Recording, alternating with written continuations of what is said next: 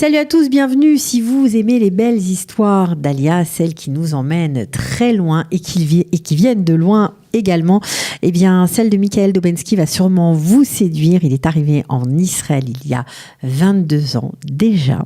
Restez avec nous, c'est maintenant.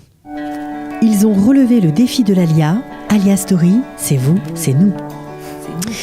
Bonjour Michael Dobensky. Bonjour. On est ravis de vous connaître. Merci. De vous recevoir. C'est avec un grand plaisir. Ben voilà, de faire un peu plus connaissance avec vous. Donc vous êtes arrivé, on le disait, il y a 22 ans en Israël, motivé par un profond sionisme. Absolument. Pourtant, vous avez eu un départ dans la vie un peu chaotique. Il n'était pas évident que vous alliez atterrir en Israël. C'était pas du tout prévu comme ça au départ. C'est vrai. Parce que je crois que vous ne saviez même pas vraiment que vous étiez juif. C'est vrai, c'est exact. Mes parents se sont connus. Je suis issu d'une famille ashkénaze par mon père et séfarade par ma mère. Et mes parents se sont connus à l'Horte de Paris. Et pendant la guerre, ils étaient enfants, ils ont été cachés dans des milieux chrétiens où, du coup, la religion juive était devenue pour eux un tabou. Et quand ils se sont mariés, pour nous protéger, moi et ma sœur, ils ont estimé qu'il valait mieux ne pas dire que vous étiez juif, exactement. Même aller jusqu'à vous baptiser. Et chrétien. Oui, par ma grand-mère paternelle, effectivement, m'a baptisé. Bien que j'ai été circoncis sous la pression de ma grand-mère maternelle, ma grand-mère paternelle m'a fait aussi baptiser, mais à l'église. À l'église, ok. Donc c'est pas du tout évident. Et puis donc vous avez grandi un peu comme ça, et puis suite à des déboires un peu familiaux, vous êtes retrouvé dans une famille d'accueil. Tout à fait. Je me suis retrouvé dans un petit village magnifique qui s'appelle Sanary-sur-Mer, et où il n'y avait pas de juifs. Je crois que j'étais le seul, mais je savais même pas moi-même. Vous aviez conscience déjà que vous étiez juif ou pas vraiment? Un petit peu. Mon identité juive, elle était pour moi extrêmement trouble parce que généralement, quand on ne voit pas ses parents faire quelque chose, on a du mal à s'identifier à ça. Donc c'est vrai que lors de passages à Nice où j'avais ma grand-mère, je la voyais faire des choses un peu bizarres, mais je ne comprenais pas trop le lien que je pouvais avoir avec ça. Donc vous étiez dans une famille d'accueil chrétienne, évidemment. Ouais. Ils étaient charmants, tout se passait bien, ils se sont bien occupés de vous, donc forcément ils vous envoyaient au catéchisme.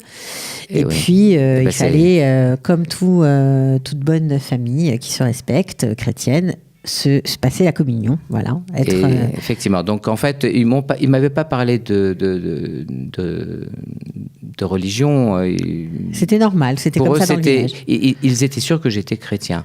Donc quand j'ai eu 12 ans, ils m'ont dit on va t'emmener quelque part. Ils m'ont emmené à l'église pour suivre le premier cours de catéchisme. Et c'est là qu'effectivement, ça s'est pas très bien passé. Il y a une sorte de révolte intérieure qui venait de je ne sais où je me suis mis à crier en plein dans l'église que j'étais juif, et je me suis sauvé. Et là, vraiment sauvé, 3 jours. Je me suis vraiment sauvé. Je me suis retrouvé dans la garrigue derrière Sanary, Bandol. Et au bout de 3 jours, comme j'avais très faim, et donc je me suis laissé rattraper. Une histoire rocambolesque, quoi. Oui, ouais. Et là, ils m'ont récupéré. J'étais dans un piètre état et je leur ai dit que... Donc, ils savaient déjà que j'avais crié ça, mais ils ne comprenaient pas du tout ce qui s'était passé.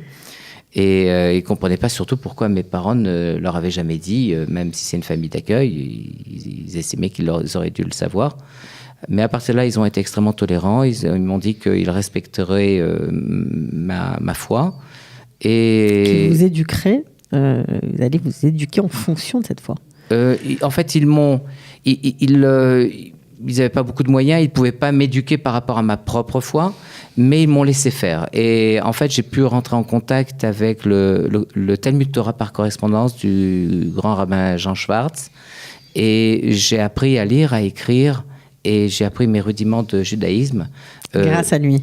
Grâce au rabbin Jean Schwartz, que je le bénis là où il est maintenant, parce que c'est grâce à lui que j'ai eu, on peut dire, ma Torah chez Birtav, puisque j'apprenais, je faisais mes petites lettres sur des cahiers que je m'achetais moi-même, Et c'est comme ça que j'ai appris à lire, à écrire. Et que vous êtes rattaché au judaïsme, voilà, tout simplement, mais pas que. Il y a aussi une autre figure qui a été très importante et qui est arrivée chez vous grâce à la lucarne de la télévision. Absolument. C'est Josie Eisenberg. Exactement. Évidemment. Ça, c'est la Torah chez Baal Pé. En fait, dans chaque juif, on a les deux aspects de la tradition, de la Massorette. Et donc, ma tradition chez Baal Pé, eh bien, c'était le grand rabbin Josie Eisenberg. Pour moi, c'était le plus grand. Vous étiez complètement fan de son ouverture d'esprit, du respect de ses interlocuteurs. En fait, je n'avais pas de contact avec le judaïsme. Le judaïsme, pour moi, c'était lui. C'est ce que je voyais, c'était son ouverture, c'était sa tolérance, c'était ce judaïsme mosaïque qui est ouvert aussi bien sur la chassidoute que sur la Kabbalah, que sur la halacha. Et donc, ce judaïsme c'était des notions, j'imagine, que vous ne connaissiez pas, que vous avez découvert avec lui. C'était mes seuls repères. Je n'avais que ça à ma disposition. Ouais, et je pensais d'ailleurs, c'est là où j'étais un petit peu frustrée après, parce que je croyais que c'était ça le judaïsme, en fait, moi. C'était ce que je voyais. Pour moi, c'est Josie, le judaïsme. Alors, bien sûr que je ne pouvais être qu'un petit peu déconvenue après, dans mon contact avec le judaïsme classique, par certains côtés. Ok, bon, en tout cas, c'est toujours très touchant. Voilà, quand on témoigne de ce genre de choses, on ne se rend pas compte du pouvoir de l'information quand ça arrive dans des petits villages, dans des petits endroits reculés. Un petit garçon qui se construit à travers la télévision aussi, ça paraît incroyable, mais pourtant, ça a été le cas de nombreux de vos compatriotes. J'en suis certain. Mais c'est clair, c'est clair. Alors, ça, vous êtes encore un peu jeune, et puis à 16 ans, vous arrivez à changer d'accueil. Vous rentrez dans une espèce d'orphelinat, on va dire ça comme ça, une maison d'accueil. Oui, c'était en fait, c'était une maison d'enfants qui s'adressait justement aux enfants soit orphelins, soit qui avaient eu des problèmes familiaux, qui était à Haguenau, en fait, dans le Bas-Rhin, à peu près une vingtaine de kilomètres au nord de Strasbourg. Et en fait, beaucoup d'enfants qui arrivaient là-bas étaient malheureux d'arriver là-bas. Moi, j'étais très heureux. D'abord, c'est parce que enfin, je pouvais quand même commencer à manger de la viande, parce que comme j'avais appris, cachère. Voilà, de la viande cachère, parce que du coup, ça faisait des années que j'en avais pas mangé. Ben oui, parce que dans votre enfance, vous avez commencé à respecter, bien sûr, voilà, les halachot, etc. Absolument. Et donc, vous ne mangiez pas de viande. C'est à votre honneur. Et au passage, je voudrais encore remercier mes parents adoptifs à Haguenau, qui sont Monsieur et Madame Luisada, qui étaient des personnes extraordinaires, qui avaient un cœur immense, et grâce auxquels vous êtes devenu qui vous êtes, on va dire. Voilà. Ça, c'est un beau témoignage. On les salue s'ils nous écoutent. Alors, vous avez grandi, vous aviez 16 ans quand vous êtes arrivé dans cette maison juive, cette maison qui est en fait gérée par la DAS, pour permettre à des enfants juifs d'avoir un cadre un peu plus religieux. Tout à fait. Mais malgré tout, c'était donc la communauté de Haguenau. Il y avait donc des personnes qui faisaient beaucoup de zikouï arabim avec cette maison. Et d'ailleurs, bien après, ils sont venus en Israël, ils ont revendu la maison. Et ils ont créé un Nekba, donc qui continue qui perpétue cette tradition. Exactement, ils font un travail extraordinaire. Extraordinaire, c'est vrai, c'est bien de le souligner.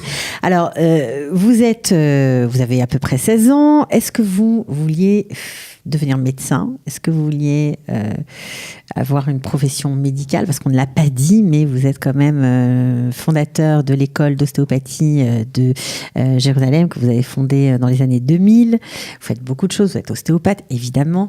Mais est-ce que déjà, à l'époque, c'était dans vos plans? Non, à l'époque, j'étais dans la maison d'enfants, le grand frère. J'étais un des plus grands là-bas. Et en fait, beaucoup d'enfants qui étaient là-bas, j'étais vraiment le grand frère, le parent. Et je sentais que j'étais bien dans cette fonction pour aider. On était une grande famille avec tous ces enfants. Vous vouliez être éducateur plutôt? Je me voyais plus dans une direction comme ça. Mais en tout cas, ça me paraissait évident que si on est vivant, c'est qu'on a une mission, qu'on doit faire quelque chose de bien dans sa vie, quoi. Mmh. Donc pour l'instant, c'était pas du tout à votre programme. Pourtant, après le bac, vous vous inscrivez en médecine. Pourquoi ? Alors, en fait, quand j'ai quitté la maison d'enfants, je suis allé à Nice où j'ai voulu finaliser mon bac d'ailleurs. Et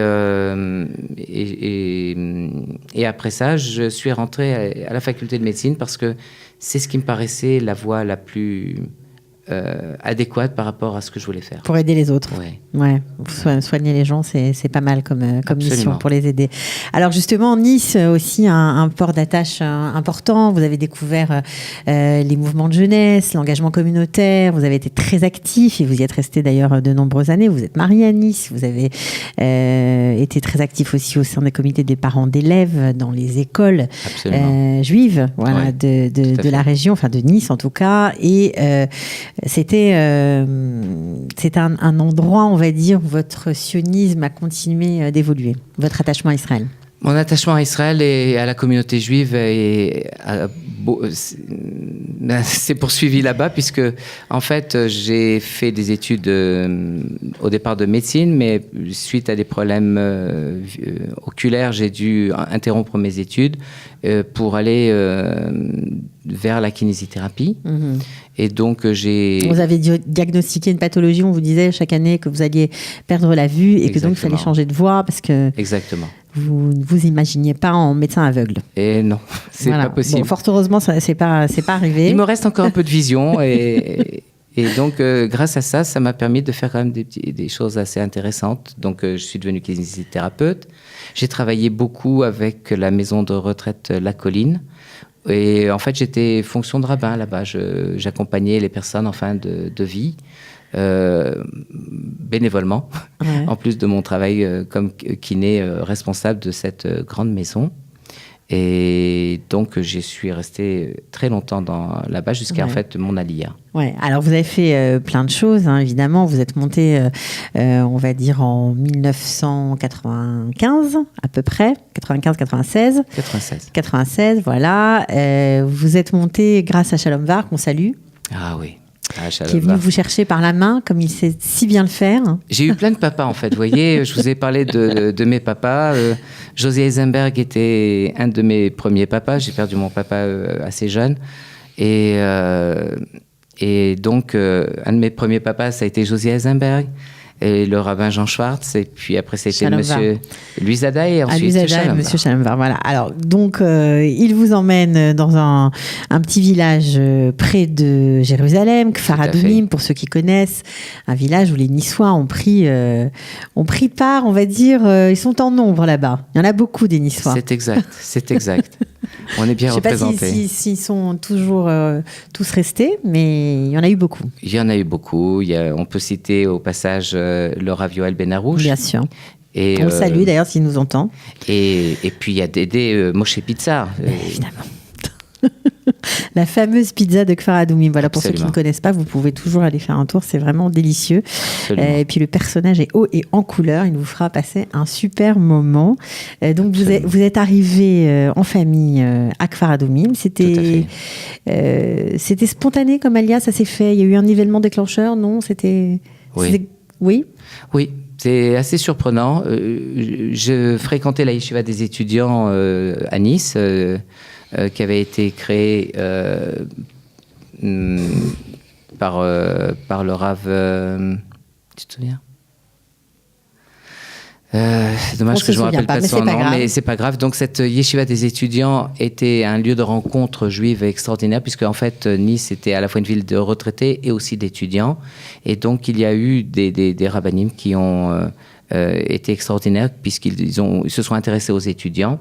Et donc, on avait à la fois un endroit où on pouvait mettre nos tickets de restaurant universitaire et manger cachère, et en même temps prendre des cours de Torah et se rencontrer entre jeunes. Ouais, ça, c'était sympa. Et c'est quoi ? C'est cet élément, c'est là-bas qu'il y a eu quelque chose qui s'est passé, qui a fait que vous vous êtes dit il faut partir ? Donc, on est resté tout le temps attaché au SEJ, à la yeshiva des étudiants. Et ce qui s'est passé, c'est que mon père, en fait, est décédé le 7e jour de Pessah. Et le 7e jour de Pessah, il y a une veillée normalement, toute la nuit, que j'avais pris l'habitude de faire. Et ensuite, à la fin de cette veillée, on va normalement à la mer, faire le mikvé, et ensuite on retourne à la synagogue pour faire la prière. Et c'est à la suite de ça, un matin, donc le lendemain matin, je réveille mon épouse en lui disant « on y va ».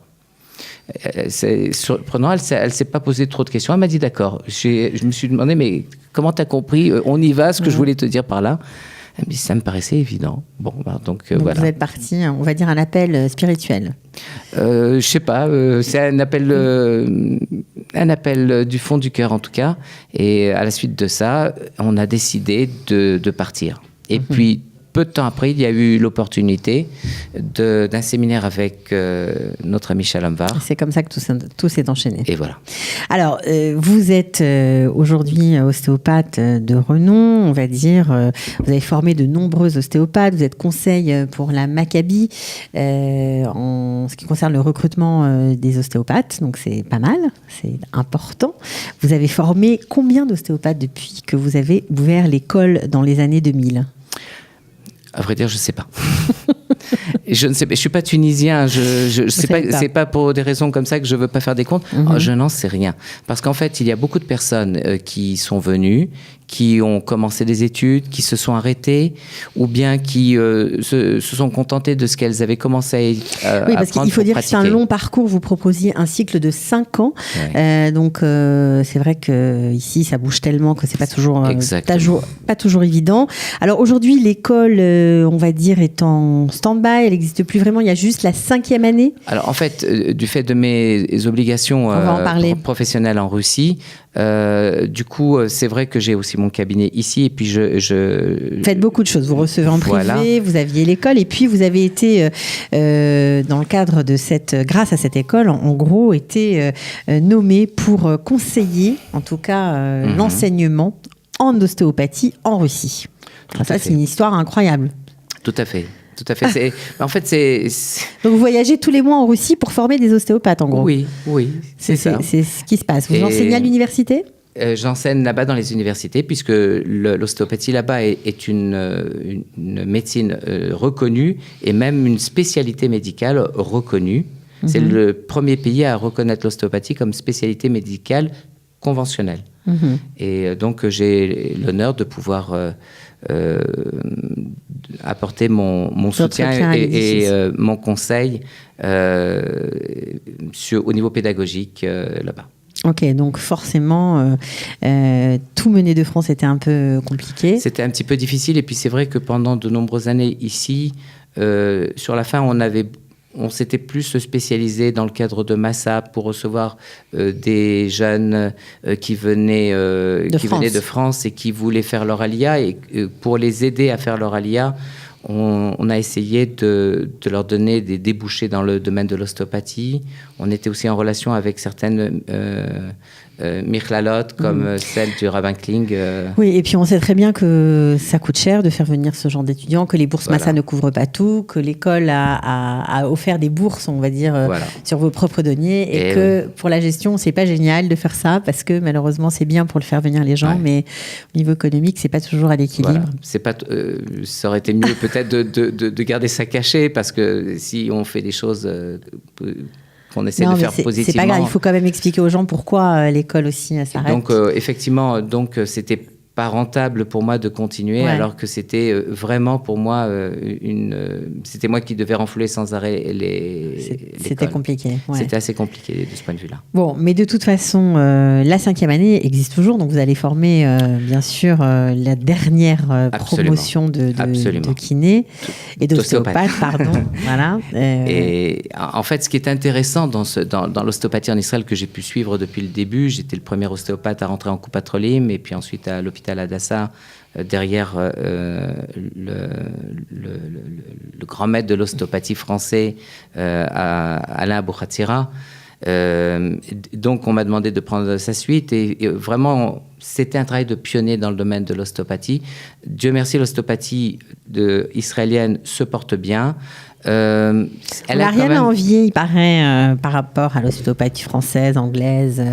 En fait, si vous voulez, ce qu'il y a de bien en Israël, on est dans un pays qui est en en total devenir. Donc ici, je me suis occupé beaucoup d'accueil des ostéopathes qui venaient de différents pays, mais plus principalement de la France. Et ça m'a permis de confronter nos visions. La France est un des pays peut-être les mieux lotis au niveau de l'ostéopathie. Et donc, je suis fier de voir qu'il y a eu avant moi dans cette émission ou dans d'autres des ostéopathes qui ont étudié en France et qui sont donc excellents. Mais c'est vrai qu'à côté, il y a d'autres formes d'ostéopathie en Angleterre, aux États-Unis. Et ma position donc de directeur du collège m'a permis d'essayer de voir comment on pouvait unifier et proposer une vision plus synthétique de l'ostéopathie. Ce qui fait qu'aujourd'hui, donc, nos ostéopathes qui ont été formés dans l'école, qui sont de nombreux olim, sont mitztayenim dans leur coupote devant des ostéopathes. Israéliens devant des ostéopathes européens, français, anglais. Là, dernièrement, j'en ai un donc à la Maccabi qui a été mitztayen encore pour la Mais on n'a pas rougi. On n'a pas rougi. Non, absolument pas. Voilà. On peut être très fier. Ok, donc on comprend que vous faites plein de choses. Alors, cette collaboration avec la Russie, ça va durer longtemps ? On ne sait pas. C'est pour mettre en place un programme ou c'est vraiment... Disons qu'en fait, ce qui se passe en Russie est très intéressant. Il y a eu avant l'ostéopathie ce qu'on appelait les médecins manuels là-bas, qui faisaient en fait de la chiropraxie.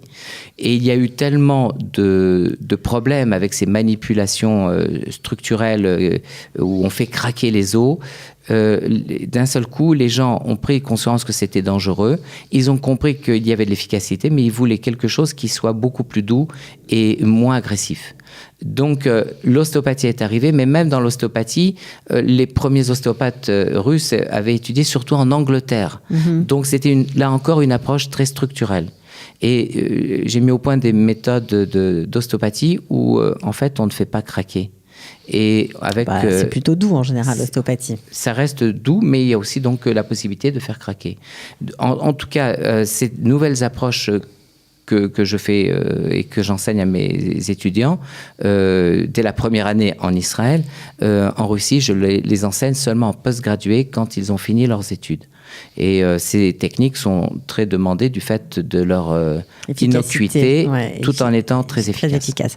Bon, en tout cas, on pourrait continuer à parler très longtemps avec vous, Michael Dobenski. On était ravis de vous accueillir, de vous mettre un petit peu en lumière, parce que c'est vrai que les parcours de francophones qui sont là depuis longtemps, vous êtes bien intégrés, donc on ne vous a pas toujours vu sous la lumière, et c'est bien de vous rendre hommage à tous. Voilà. Et en tout cas, je vous remercie de m'avoir invité. De rien. Et je voudrais juste rajouter que je suis très fier de tous les ostéopathes qui travaillent en Israël, qu'ils viennent de France ou d'Europe.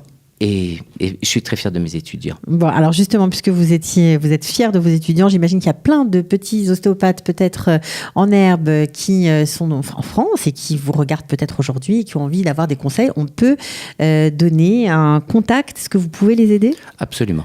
Absolument. Okay. Jusqu'à maintenant, d'ailleurs, c'est ce qui se passe. On vous contacte sur Facebook ? Non, sur Facebook, je ne suis pas très présent. Pas sur Facebook. Alors, comment on fait ? En fait, ils trouvent on a un site pour l'école et puis... Là-bas, on peut vous parler. On peut vous contacter. Et c'est quoi le site ? On me trouve assez facilement. Le site de l'école ? Le site de l'école, Il ne le connaît pas par cœur ? Non. D'accord. Bon, on le mettra sous la vidéo, c'est pas très grave. Voilà. Et puis vous pouvez le contacter sans problème, il vous répondra, promis. Merci beaucoup et à bientôt en tout cas. Merci beaucoup. Ciao. Ils ont relevé le défi de l'ALIA. ALIA Story, c'est vous, c'est nous.